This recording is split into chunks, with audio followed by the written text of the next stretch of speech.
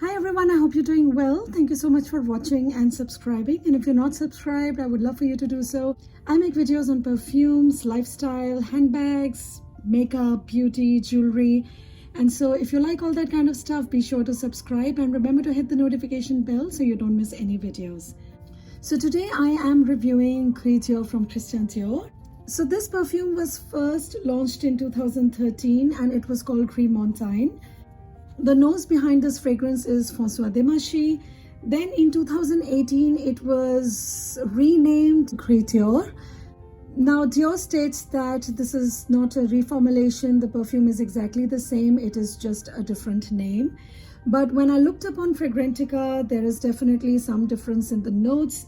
Mine is the newer version, and this is the 2018 formulation. And the notes are slightly different. Now this one is a chypre floral. The newer formulation is also by François Demachy. Now the notes of this fragrance are rose, oak moss, patchouli, bergamot, amber, cedar and sandalwood. Now before I get into the review, I just want to take a moment to share that I really love this bottle. It is such a simple, elegant, luxurious bottle and I love the color of the liquid. It's a beautiful grayish purple, really quite sophisticated. And of course, I love the magnetic cap, which is always fun to use. Now moving on to development and wear. Let's just spray this once. So the opening of this one is quite tart, very sharp, even a little minty. And it's also slightly dark, there's a bit of a discord going there. It's like someone played the wrong music note. And then it quickly settles in about maybe 5-10 minutes, but it still remains quite pungent. And it's sour probably from the bergamot, and it's also slightly sweet. The opening always reminds me of a makeup drawer, not the waxy, lipsticky kind, but more of the powdery, pungent smell. It reminds me of my mother's makeup drawer actually. So she had a liquid bindi and sindoor, that's what married Indian women wear on their foreheads and their hair parting. I'll insert a picture. And this is a picture of one of my favorite actresses wearing it. And of course, my mother wore it more subtly. But this perfume smells just like this liquid bindi. It's a bit hard to explain, it's floral, it's citrusy, tart, sweet, a little bit dusty, quite powdery. But I do like it because of what it reminds me of. It's a very makeup drawer kind of fragrance for me at least. At least that's the first impression I had. The first few times I wore it, that's what it made me think of all the time. But of course, the more I wore it, that association went down a bit and I came to appreciate it for what it is on its own. I also get a lot of tartness, like the kind you would get from some kind of fruit or berries. And I know Gris Montaigne had grapefruit and strawberry, so maybe this one still has some of that. I'm not sure, but I definitely get something tart, something fruity, something sour in there. And there is also something in there which smells like a bitter leather note to me, especially on my skin, and which is surprising because this has no leather, so I'm not really sure where that is coming from.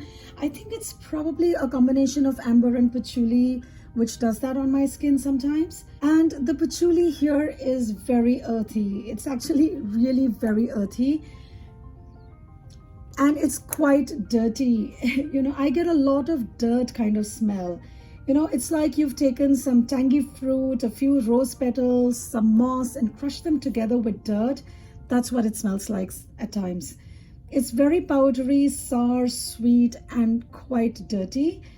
And it also smells spicy, and that warms it up a bit. Otherwise, the dirt here is a very cool, wet earth, but not like after rain kind of smell, but just dirt. But there is something in there which lends that spiciness and warms it up a bit. And I think that's why it might be called Gris, which is grey in French. Because not only that this is the color of the house of Dior, but also because I think this fragrance is cool and warm at the same time. And as it continues to develop, I get rose. And the rose here is quite different. It's not a happy, sweet, pretty, or even velvety rose, but it's more like a tart, dirty, crushed rose mixed with wet earth. That's what it smells like to me. And it's not bad at all. It sounds bad, but the smell is not bad at all. It's an elevated, sophisticated smell. And the patchouli here kind of darkens the rose. And together with oak moss, it makes it very earthy.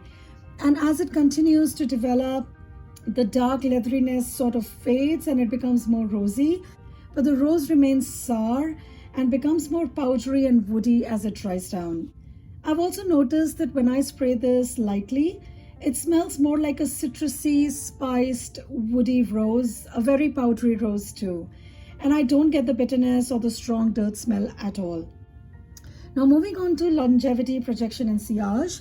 Now this is quite a strong fragrance, and especially with the dirt smells. So I'm quite careful with how much I spray, especially if I don't want to get too overwhelmed with the dirt smell. It has fairly good projection and sillage for the first 3 to 4 hours, probably about 2 to 3 feet. And then it's quite moderate until about 6 hours.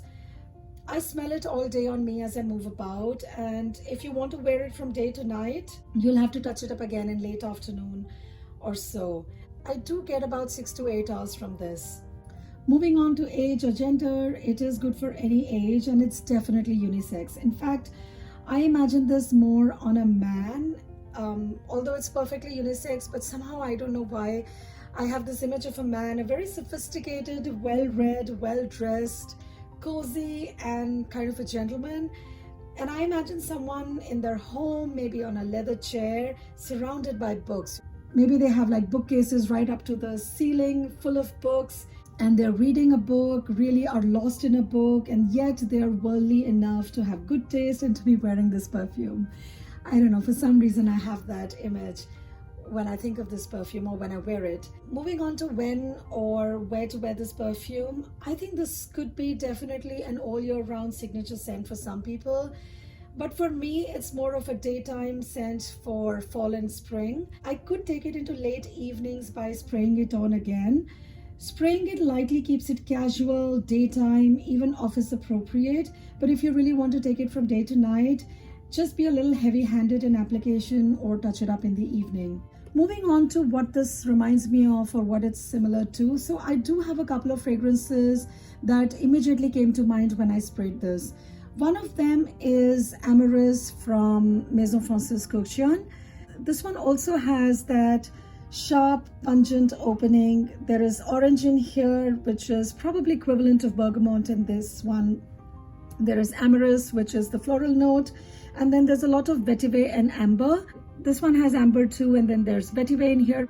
But for some reason, these two smelled quite similar to me. In fact, I thought they were so similar that I felt that I didn't really need this one because it reminded me so much of Amoureuse Farm.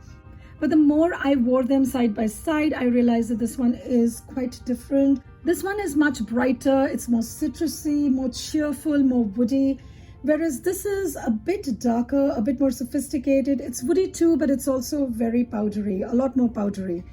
Another one that this reminds me of is Iles Nuit from Sicily.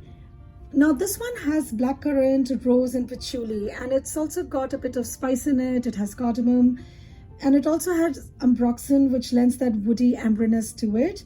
This one also opens up quite tart, sharp, and the rose is very similar to what the rose smells like in here. But this one is a lot stronger, more nighttime. It's more for partying, I think. It's more fruity, more fun, and more seductive. Whereas this one is more subtle and compared to this, way more dignified. They both have sort of similar nuances, but of course are quite different. But I just wanted to share it with you so you have an idea of what this one smells like. So overall, I do think that this one is a different rose and patchouli fragrance. I love that this has not been overly sweetened. In fact, it's not sweet at all. And so I absolutely love it. And for me, it's very wearable because of that. Over time, I have come to tolerate the dirt smell, although it is unpleasant on some days and tolerable on some others. So it's not an everyday scent for me. I don't always reach for it, to be very honest.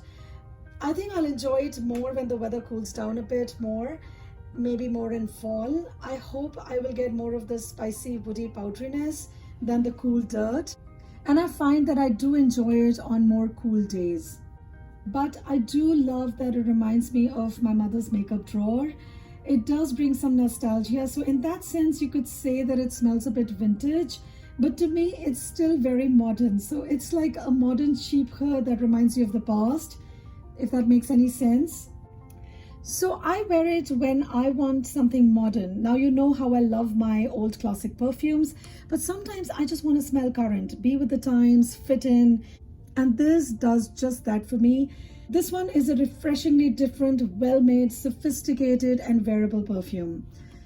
And my overall recommendation is that if you like rose patchouli that's not fruity or sweet, but one that is mossy, a bit dark and quite powdery, then definitely do try this one. So that was it, guys. That was my review. Do let me know if you've tried this fragrance and if you find it similar to any other fragrances. What do you think of it? Do you like it? What kind of occasions do you wear this to? What kind of weather you think it's appropriate for? I would love to hear from you. Do give this video a thumbs up if you liked it and subscribe to my channel for more videos like these. Thank you so much for watching. I will see you next time. Bye-bye.